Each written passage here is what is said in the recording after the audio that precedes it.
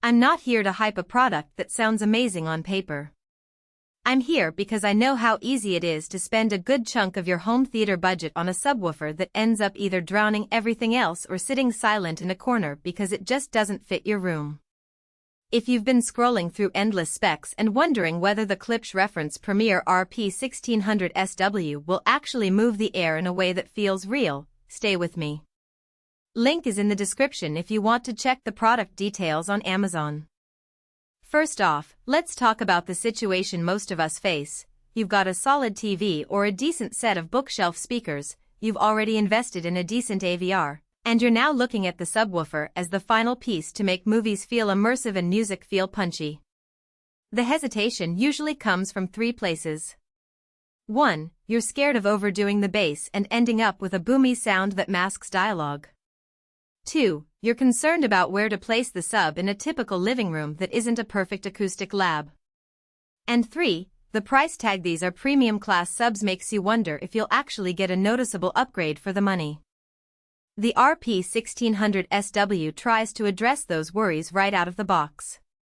Its ground-up driver design means the 16-inch long Excursion cone is engineered from the start to push a lot of air without needing an oversized cabinet. In practice, that translates to a deeper, tighter low end that you can actually feel in a medium-sized room.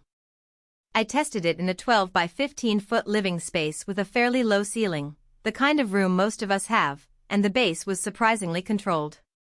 The sub didn't need to be cranked to 12 o'clock to get that cinematic rumble. The high-efficiency Class D amplifier gave it enough punch at moderate volume levels. So who should consider this sub?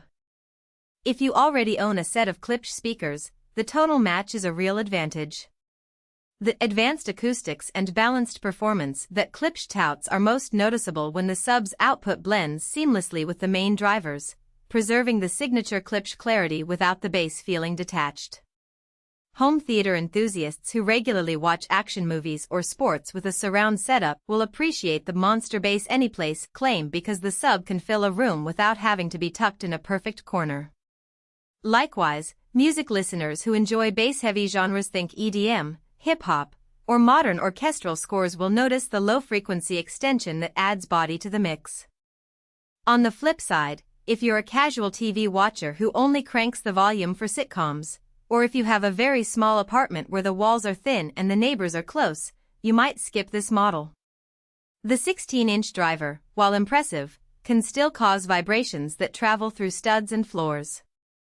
In my test apartment, the bass was enough to make the bookshelf on the opposite side of the wall vibrate lightly, in a shared wall building that could become a neighbor complaint.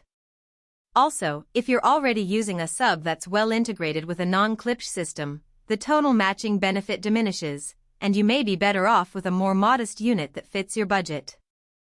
Now let's dig into practical strengths. The first thing you'll notice is the ease of setup. The RP1600 SW comes with a single-level, high-level input that works with most AVRs without needing a separate crossover. The built-in DSP in the Class D amp handles the bass management internally, so you don't have to spend time dialing in phase or polarity. Just plug it in, set the level, and you're good to go.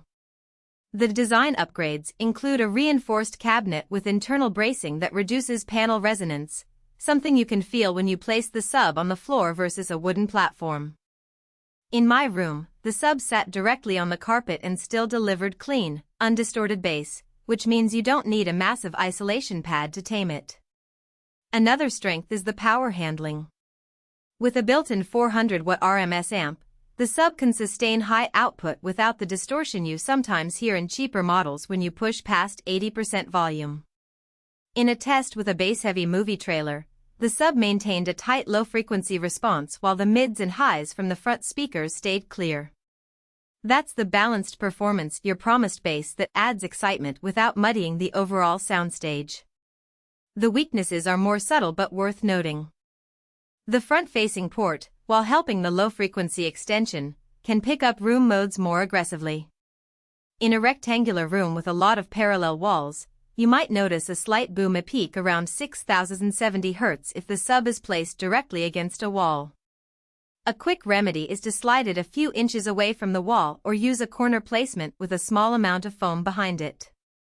The trade-off is a slight loss of maximum SPL, but the overall clarity improves. Also, the sub's weight about 50 pounds means you'll need a sturdy piece of furniture or a dedicated stand if you plan to move it around.